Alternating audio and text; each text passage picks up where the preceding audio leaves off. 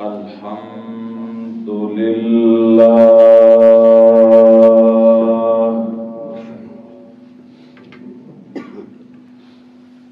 الحمد لله نحمده ونستعينه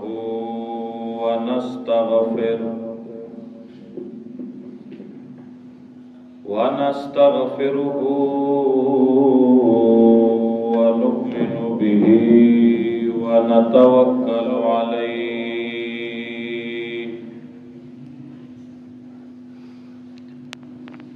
ونعوذ بالله من شرور أنفسنا ومن سيئات أعمالنا ونعوذ بالله من شرور أنفسنا ومن سيئات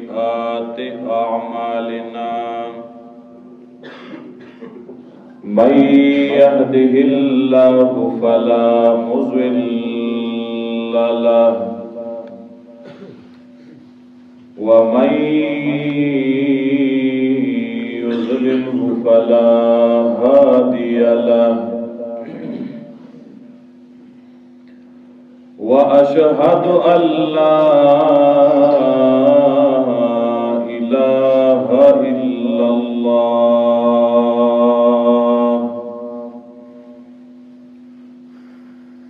وحده لا شريك له أبدي أزلي سرمدي لا أول له ولا آخر له لا ضد له ولا ند له ولا ممد له ولا معين له لا بشير له ولا نذير له ولا وزير له ولا مشير له وأشهد أن سيدنا وسندنا ونبينا ومولانا وأولانا وأعلانا وأجلانا وحبيبنا وحبيب ربنا محمدا عبده ورسوله صلى الله تعالى عليه وعلى آله وأصحابه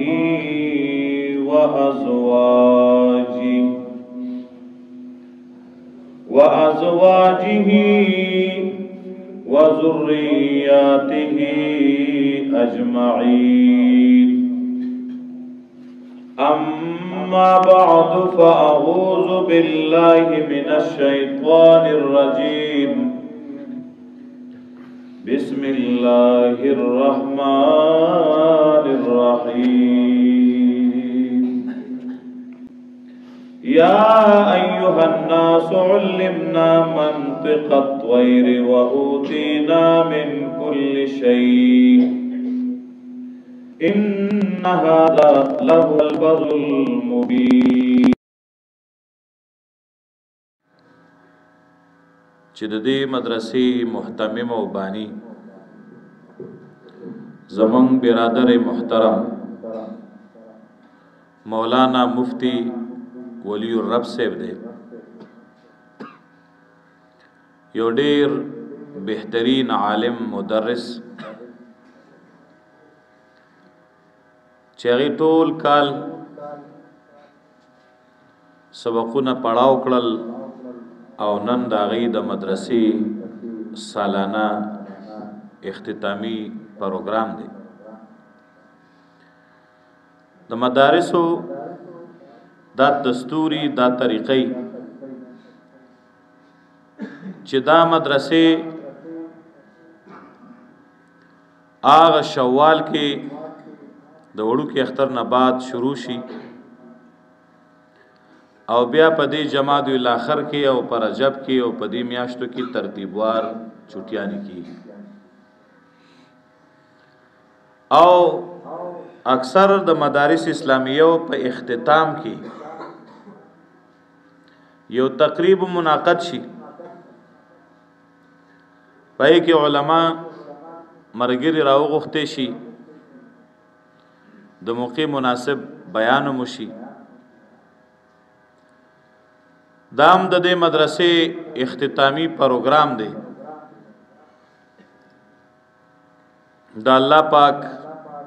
ډیر لوی مهرباني ده چې په باندو کې چې د دې باندې نوم د شیردین بانډا الله پاک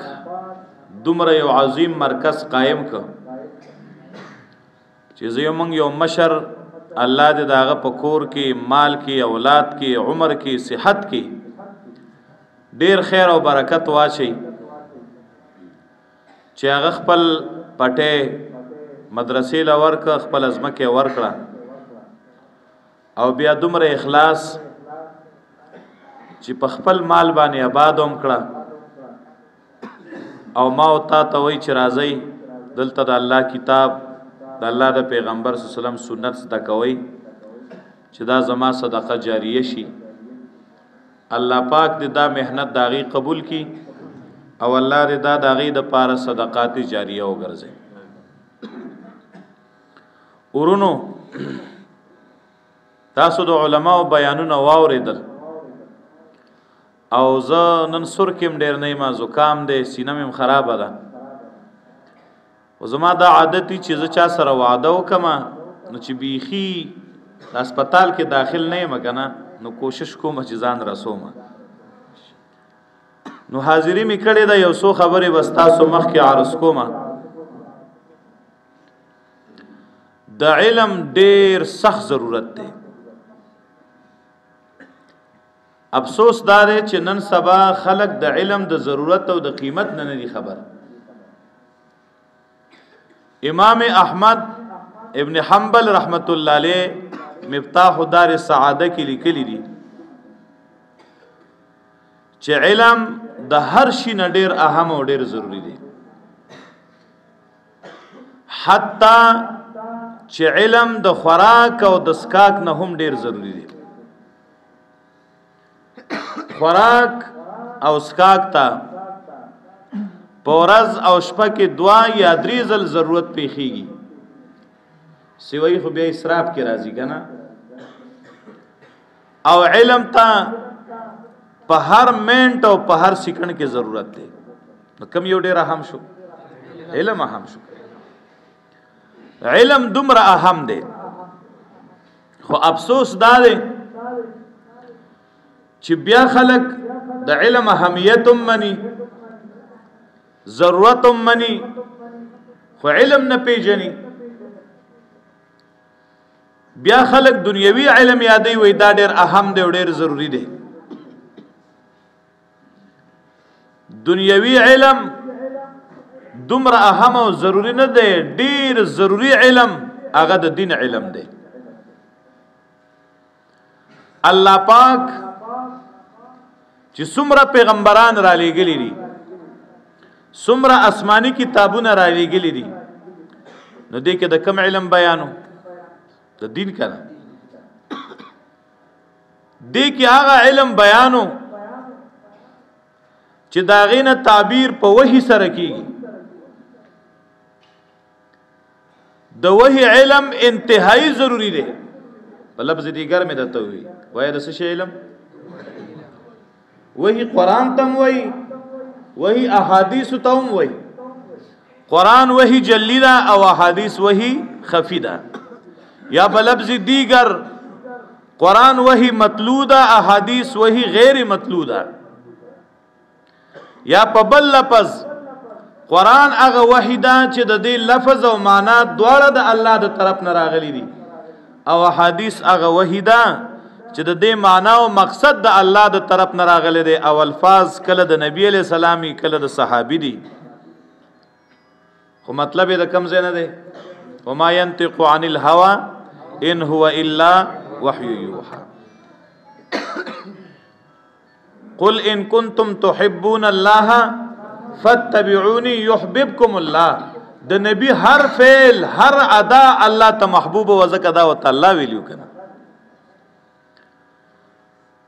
الله محدثین وای امام بخاری رحمه الله د بخاری شریف افتتاح چې کوي نو د نور محدثینو د طرز نه بدله کوي څنګه څوک د کتاب طهارت نه شروع کوي او څوک چې دینو د کتاب الایمان نه شروع کوي اکثر د یو باب او د بل باب نه شروع کوي امام بخاری چې خپل کله بخاری شریف شروع کو نو امام بخاری سوی باب کیف کان بدء الوحی الى رسول الله صلی الله علیه وسلم باب دې په بیان د دې کې چې څرنګه یو شروع کېدل د وحی رسول الله صلی الله علیه وسلم ته نقطې ته توجه کوا محدثین وی شراح وی سوجدا چې امام بخاری رحمه الله خپل کتاب د وحی نه شروع کا دې کې څه راز او څه مطلب او څه حکمت علماء لیکلي دي چې د دې حکمت او پیدا دادا امام بخاری ډېر لوی فقيه او ډېر لوی محدث او ډېر لوی مجتهد عالم امام بخاری په دې باب کې اشاره کوي د خبره ته چې دا رستو بخاری شریف څومره چې ده نو دا ټول محتاج دی وحی ته یعنی معنا دا چې د دین اره خبره چې دا نو هغه به معتبرې چې هغه د وحی نه ثابتي وای څه شي نه ثابتي وحی نه ثابتي چې وحی نه ثابت نه نو هغه دین نه دی کاغه د علم سره تعلق اور پسې کتاب العلم دی کاغه بیا د ایمانیات سره تعلق ساتي کاغه بیا د مون سره تعلق ساتي کاغه د روجي سره د حج سره د زکات سره کاغه د نکاح او د معاملات سره مړه کاغه د هر یو څه سره تعلق ساتي خو هغه باغه معتبري چې د وحی نه ثابتي کم شي چې د وحی نه ثابت نه نو کاغه خلق وت دین وای خو هغه دین کېدلې نشي نو د ټولو نه مخکې ځکوي چې بابن کیف کان بدء الوحی الى رسول الله صلی الله علیه وسلم د وحی شروع څنګه شو نبی علیہ الصلوۃ والسلام الله الله او بیا وی وقول الله عز وجل انا اوحینا الیک کما اوحینا الی نوح والنبیین من بعده او دا قول د الله تعالی چې الله خپل نبی ته وی اے زما نبی مونږ تا ته وحی کړی دا لکه څنګه چې مونږ وحی کړی و نوح علیہ السلام ته او نور پیغمبرانو ته داغه نه بعد د نبی علیہ السلام وحی تشبیه د نوح علیہ السلام د وحی سره ورکړه او د تلو کې یو خبره وکما ان اوحینا الیک معلومه شوا چې وحی نبی علیہ السلام ته چې کما شوی دانو دا دو قسمه ده یو د قران ځکه امام بخاری خو دا حدیثو کتاب جمع کړي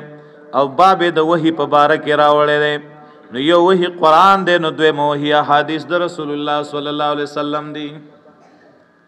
بعض خلک یو وحی منی او بل نه منی کنه حدیث نه منی د ظالم ځان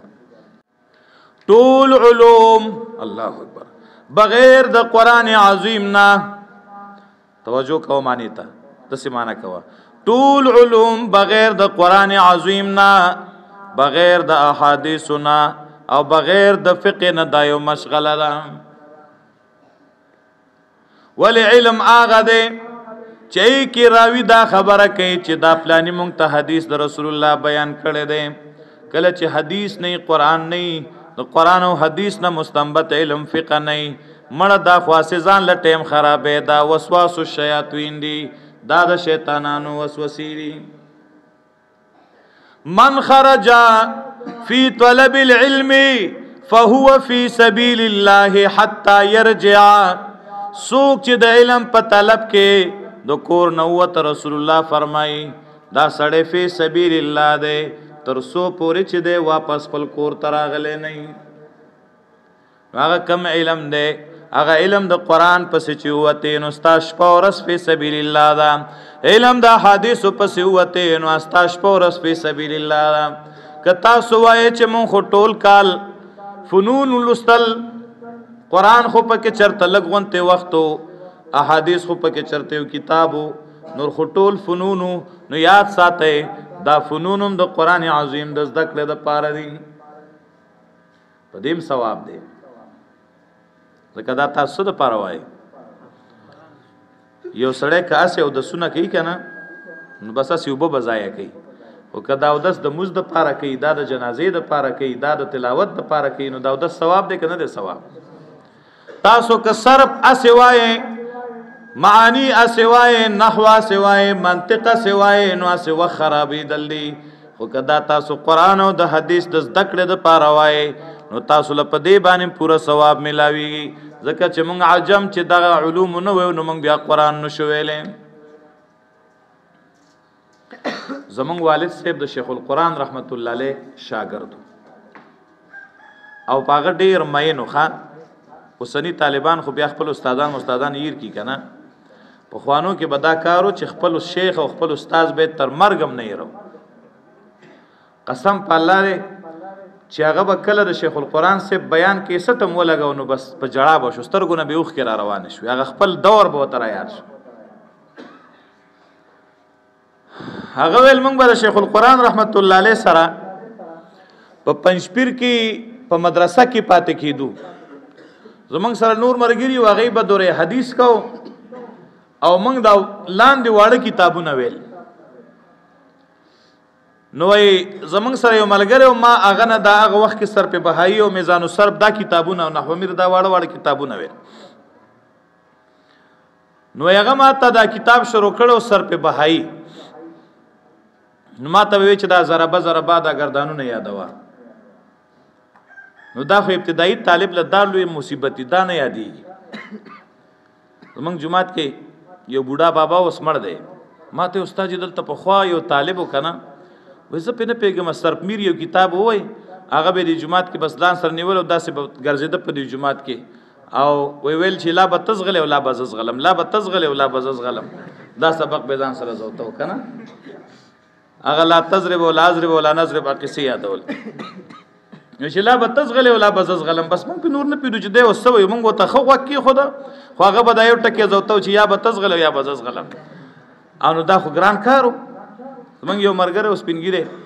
څو کال یې تېر که واپس راغلی ما ته څومره وخت څه شی دی یاد که وایي ما ته خو نه یاد دی یو صورت یاسین مې په یادو یاد کړو نور ته یو شی یاد نه شو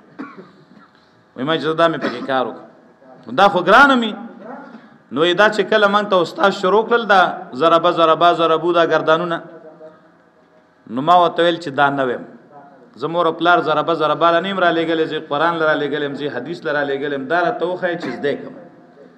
د دې لا څه مطلب دی بیا به را باندې معنی زده کولی چې ضربه وهل کړي یو سړي په تېره شوې زمانه کې که نه صیغه واحد مذکر غایب فعل ماضي معلوم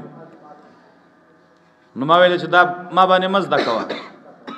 پخواني خو عجیبه و وایي ما ته وایي چې ولې وایي ما ویل که دې سړي رښتیا وهل کړي خو دا غټ ظالم دی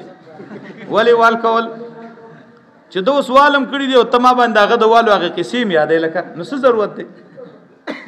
او که ده وهل نه کړي او د کتاب والا هسې وایي چې یو سړي پخوا وال کړي نو دا دروغ وایي نو دروغ را باندې یادوي بس ما هغه خپل استاد په لانجه شو ما ورته چې زه دا نه ویم هغه وایي دا به وایي ماسخوتن به وایي شیخ القرآن رحمت الله علیه هغه سره موږ ناستو چاپي به مو لکول او ګپ شپ به مو سره لګو زمونږ هغه مستاذ چې دی نو دورې حدیث کې طالب و هغه شیخ صاحب ته خاندي ورته وایي چې جي دا پلانې خو وایي چې زه دا کتاب نه وایم ځکه چې دا خو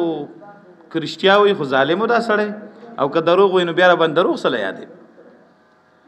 ما ته زما والد صاحب وای شیخ القرآن رحمت الله علیه ما ته وای چې پلانیا وای ول خو ډېر وخاندل په دې خبره او بیا ما ته وای چې پلانیا صرف او نحو دا علوم دا فنون وایا د دې داسې مثال دی چې دا د صحیح ویلی او بیا قرآن زده کې حدیث زده کې نو د دې مثال داسې لکه سړی چې په کاڼي کې کرخه راکاږي دا نه روانېږي زمانې به تیری شي خو دا کرخه به روکه نه شي او چې چا دا فنون نه دی ویلي صرف نحو معانی منطق دا کتابونه نه دی ویلي او ډایرک وای چې زه قرآن زده کوم او حدیث زده کوم نو د دې داسې مثال دی که نه لکه سړی چې د اوبو د پاسه لیکل کوي اوبو د پاسه لیکل ټینګېږي ته به اوس یاد کې کېدای شي وروسته بیا یې او کېدای شي اوس یاد کې وروسته بیا هغه معنی هم غلطه کې ولې چې تا ته خو ګرامر نه دی معلوم تا ته خو طریقه نه ده معلومه لغت نه دی معلوم نو کېدای شي چې ته لفظ صحیح وي او معنی غلطه کې لکه بعضې سرپیانو به ویل چې عجیبه مولا دی که نه فقې چې ته د فقې کتاب یو نو ټکی به بالکل خپې لاس به علمات کړل صرف نحوې په قاعدو کې معنی به صحیح وکړله وایي عجیبه مولا دی منډي کوږ او روباسي نیغ عجیبه کار دی ټکی غلط وي او معنی صحیح کوي نو بیا به دغه کار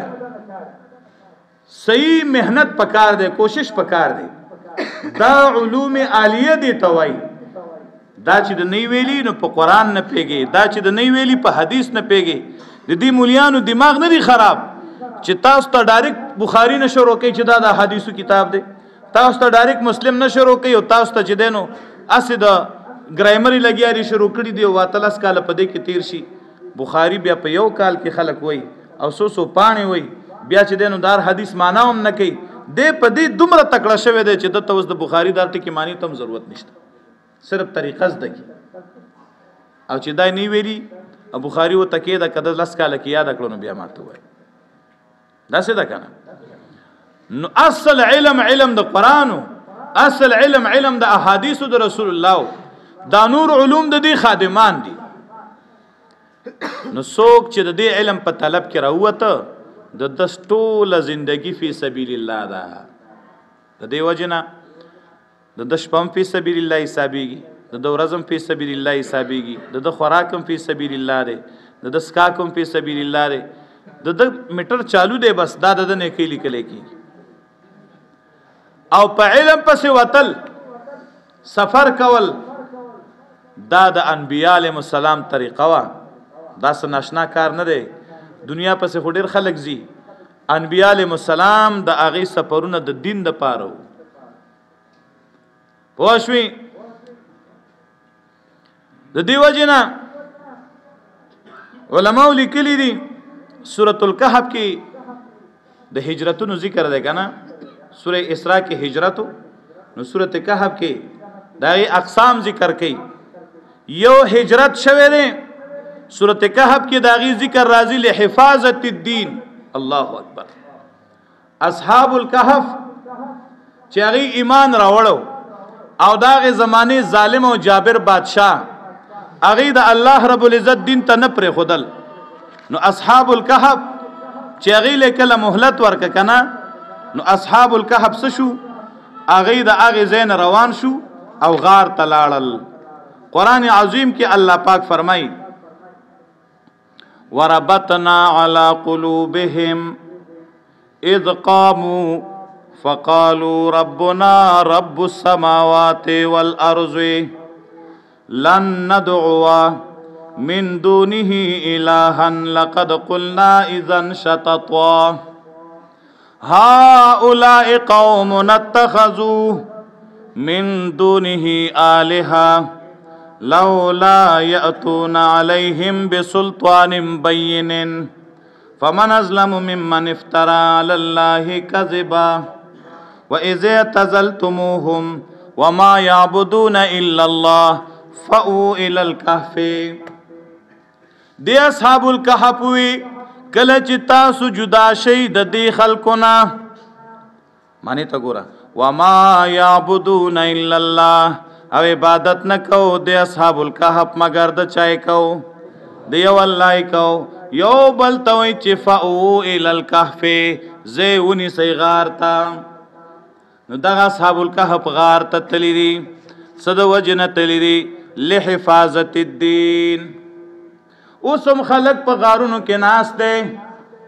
الله الله ورهبانیت ابتدعوها ما كتبناها عليهم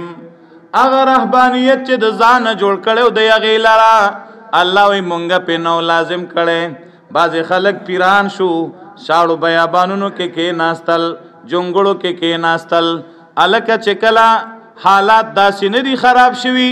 ستا دین ته نقصان څوک نه رسي نو بیا د غارونو نه په صحراګانو نه چې دنو په خاریو کې اوسېدل بهتر دي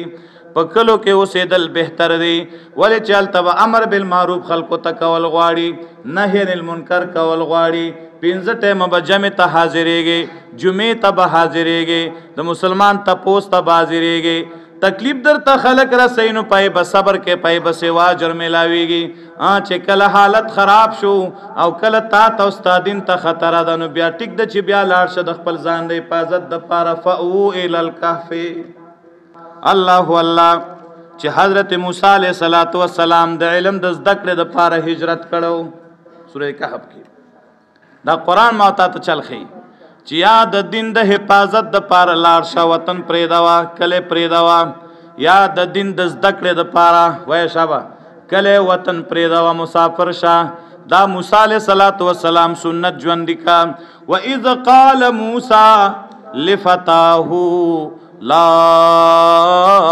ابرح حتى ابلغ مجمع البحرين او امضي حقبا کله چې موسی علیہ السلام خپل خادم ته وی همیشه به مزه چې روان به ما تر دې چې ورسېږم زید یو ځای کې دو سمندرونو ته او یا به زمزه ډېرې پیړۍ نو ګوره موسی علیہ السلام د خضر علیہ السلام ملاقات ته تللی صد پاره تللی په خپل قرآن عظیم داغه بیان کړی دی چې الته تللی دی پیسې نه غواړي مزدوری ورسره نه کوي نوکري ورسره نه کوي چکر ولنه دی تللی قال له موسی هل اتبعك على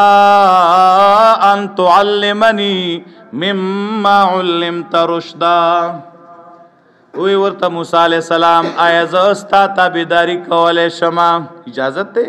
کله چې یو مدرسې تلاړ شي کله چې د یو عالم خوا تلاړ شي نو بس دا سینه چې وردن نشول تکینا باقاعده اول بد ناظم صاحب خوا تلاړ شي محتمم صاحب خوا تلاړ شي چې مال داخله راکې کدل تپات شم کني راکې کاغه درته وای چې پاتې شخو پاتې شو کاغه وای چې نه نو بیا به ګورې نه پاتې کېږي او کداغه جایز شرطونه نو هغه به منی بعد طالب مدرسه کی کنه خو هغه ځان لا چې دینو بس دغه خپل سمې کنه نور سنوي پوه شوي هغه نه د استاد منی او نه چې دینو د چا منی بس وای چې ځان لا چې د طالب خو نه په چاکار لري او نه په سرتار لري نه داسې بنئ موسی علیہ السلام څومره لوی شخصیت دی خضر علیہ السلام خوالزی هغه ته یو ټکی وای زه اختصار کوما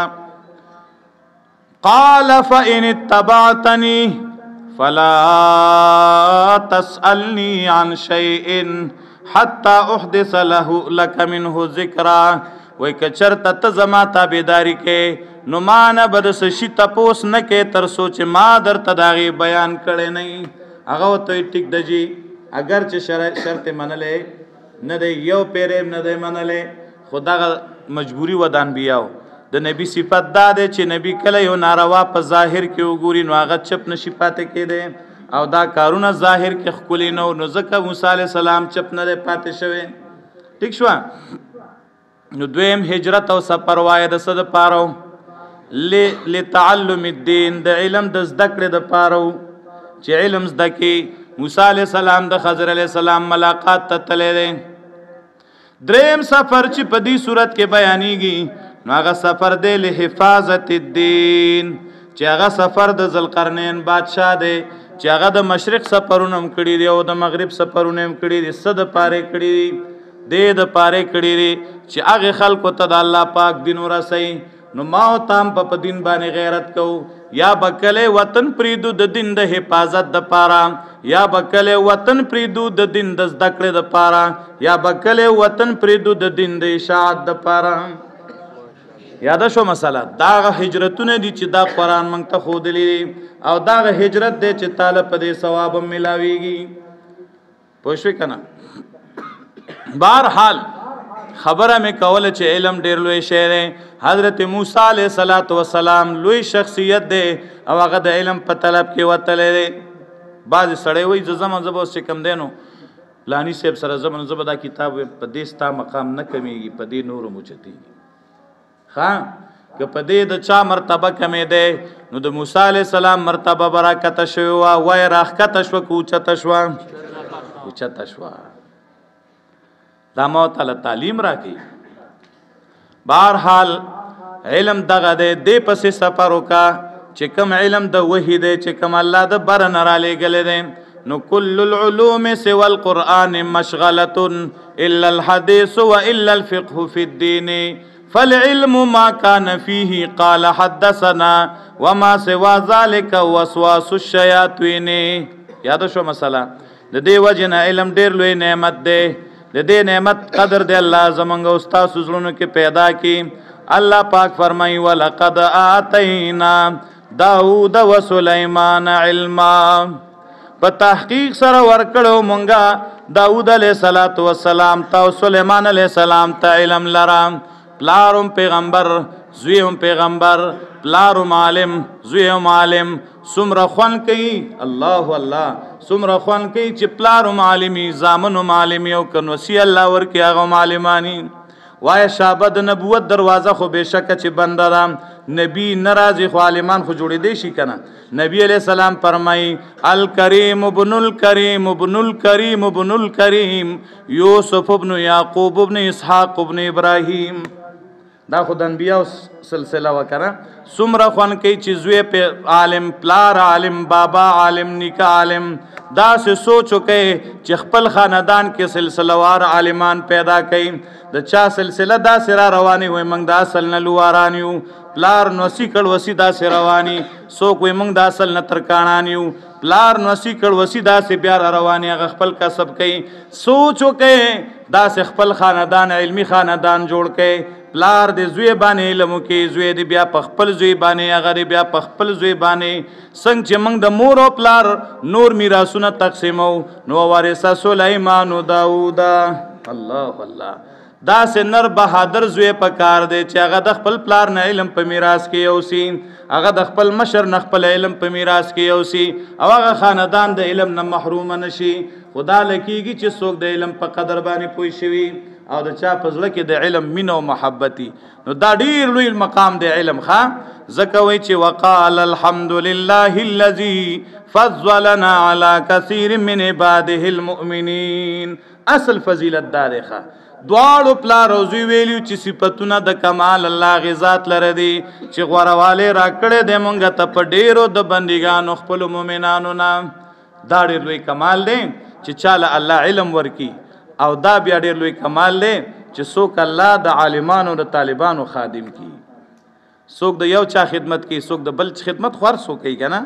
څوک د خو خلکو خدمت کی څوک د ناکاره کوي الله دې خلکو خدمت زمنګ د لاس نه والی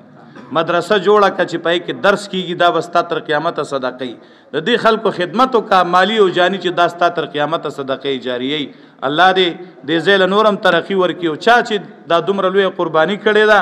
چې دا مرکز آباد کړي دی دا دومره علما او طلبه په دې کې راجم دي داغه د برکته دا د الله لپاره صدقې جاریه یو ګرځي الله دې مال او منګ ټول تاسو لم د عمل کولو توفیق را نصیب کی واخر دعوانا ان الحمد لله رب العالمین